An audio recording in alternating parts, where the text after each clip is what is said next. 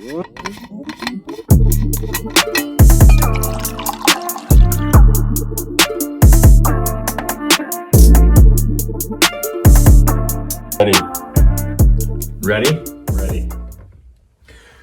All right. Well, welcome everybody back to another edition of Coffee Talk. I have no idea. I don't know what Brad calls it. Brad is not here. Dr. Muse is not here, so we've filled in with the A talent, right? Yeah, subbing in. Put me in, coach. Yep. Dr. Benjamin Kraft. The topic that we're going to do this week actually ties in with a health challenge that we're doing, which is actually on stress management. So we basically did a little bit of a lecture in the community about the benefits of stress management and really how I think that a lot of the stress is what drives dysfunction in some of the other pillars of health. Those three other pillars being sleep, / recovery, exercise, and eating right.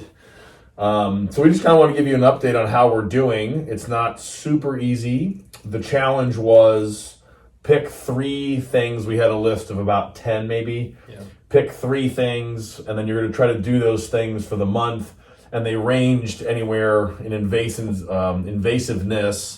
from turn the push notifications off your phone, which we'll talk about because that was one of mine, all the way up to go to bed and wake up at the same time every night for the whole month of November, which is quite challenging but quite powerful if you can do it. So let's just start off. What did you do for your health challenges? So I picked a few. I picked to move 30 minutes a day. It's a cop-out because you already exercise a lot, but I think the same thing. But then even, what's actually been kind of cool is, there's a bunch of times now, it's super dark, and we'll call it our nighttime, stroller walks. I'll just throw the kids in the stroller and just cruise around the neighborhood to get an extra, 20 minutes, a mile and a half walk. The challenge is move. It's not work out. So he works out, frequently, but the challenge is to just move. So a stroller walk with the kids is nice for lots of reasons, probably. Yeah, and that's the thing, is just some more bonding time and so I've been doing a lot more of those. The other one, which I've done well at, I think I've hit that every day. The meditation, I was going to try to meditate. I said 5 to 10 minutes every day. Started out one minute counts, but yeah. Started out really strong, 5-6 days in a row, and then kind of trailed off. When were you doing it? It would vary. So I get up pretty early. So some days, if I wasn't going to Friendship, going to the gym, I would do some meditation at 4:40 in the morning, and then work out. If I don't get it in the morning, it doesn't happen typically.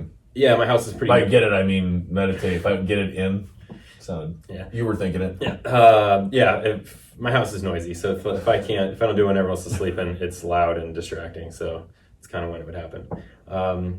And so my goal is that I got to be consistent and try to hit that every day for the rest of the month because we're halfway through. Was it a typical thing where you kind of got up, you were in a rush, you had to go somewhere, or you just forgot? Yeah, is that what it was? Well, get up at same thing. Get up early in the morning, and it's all right, I'll just get the workout in. If I have time, I'll just do it after, and then don't. Yep. Yeah, that's kind of how that starts.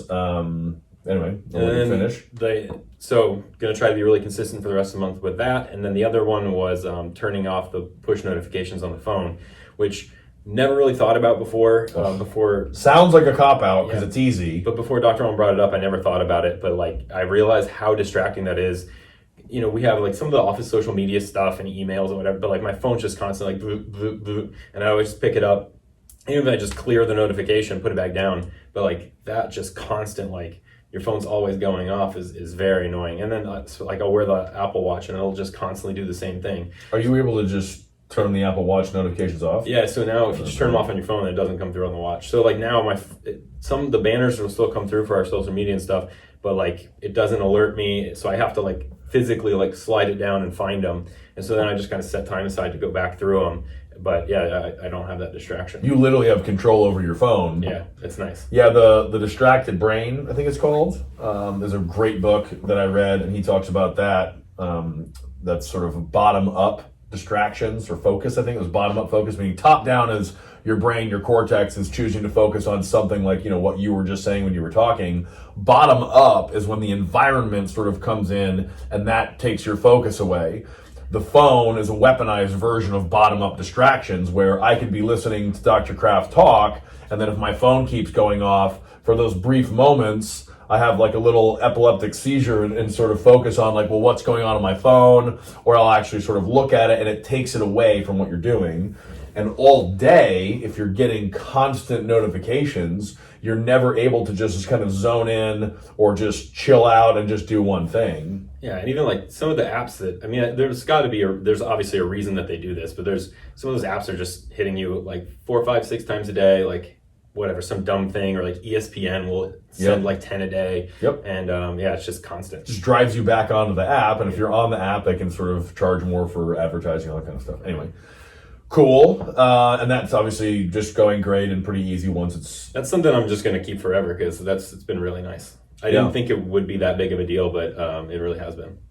Yeah, that was a huge one. So I chose that one as well. I've been doing this one for... no, I didn't choose that one. I chose the don't multitask. I have the push notifications off on my phone. It was something that I implemented earlier, and it's been kind of game changing. So that's a useful one. What I chose, the 3 that I did, was meditate every day. I've been meditating for many, many years, but kind of had been inconsistent. So I wanted to get back on the consistency trail, not going well. I did the move every day thing because I just think that that's really valuable and important. And then I did the no multitasking, which is a hard thing for me to do. Multitasking is... How good am I at it? You are the worst. I'm the worst at it. So I'm not very good at it. But despite being terrible at it, like everyone, I feel like I have to do this. And so I've been implementing that. What I do is actually, I'll start a timer. If I'm going to sit down and I have to do patient notes or read through a case or something, then I'm going to just basically set a timer and go and not do anything else. If I'm working out with my wife or just training, the phone's on airplane mode and I'm just doing that. So that's been going really, really well. It is a lot more challenging if I've got other tasks coming up. You feel overwhelmed, like you have to get a bunch of stuff done. It's counterintuitive to think, oh, well, I'm just going to do this one thing at a time and chip away at it. Feels better in the moment to actually try to do multiple things. What you end up doing is you're moving slower in each one of those, and you're actually compromising the quality of the execution of any one of those tasks. So it doesn't sort of serve you in the end. That's been going pretty well. The move every day thing is just a great thing. Like you, we're getting up and a move might be getting out and like walking dogs or hanging out with, walking with my wife or whatever. I've been trying to actually sort of do a little bit more fitnessing stuff with that as well, but it doesn't have to be a gut busting, crazy hard workout. So that's been going well. The one that's been the biggest struggle, I'm still consistently getting meditation in, but like the struggle that he had, I'll get up, I'm busy, I have to go somewhere else, and I'm just like, oh, I can't do that today, and then I'll move on to something else. And then once you break the habit, it's just always easier to like skip again, and then it's like, then you go one day, and then you do it for 2 days, and then you don't do it for 2 days, and then you do it, and then you don't do it for 3 days, and it just keeps getting easier and easier and easier.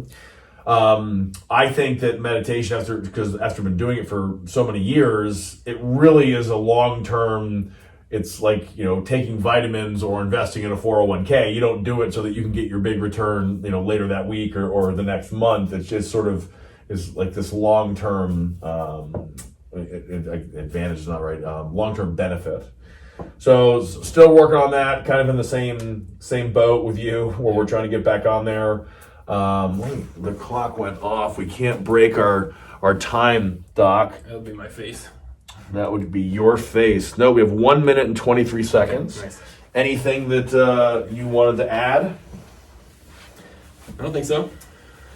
I would just say maybe from the meditation world, you're striving for better, not for perfection. So for those of you that are doing the challenge, if you've fallen off the wagon, that's fine. So you want to, in a non-judgmental way, sort of identify that okay, it didn't go well. You broke the diet. You didn't, do the sleep thing very well, or whatever the case may be, and then just forgive yourself and move on, and then try to get better for the rest of the month. So, how are we doing on time? 45 seconds. 45 seconds. So I think that is it. If you guys have any questions, please comment below. I think this stress challenge has been pretty awesome. It's been fun. It's very obvious to me that stress is a driver of a lot of pain and dysfunction and all kinds of stuff. So hopefully you guys are involved. If not, we'll be doing more of these later on, and maybe we can convince you to do that then. Cool. Thanks. We'll do a stop motion. Ready?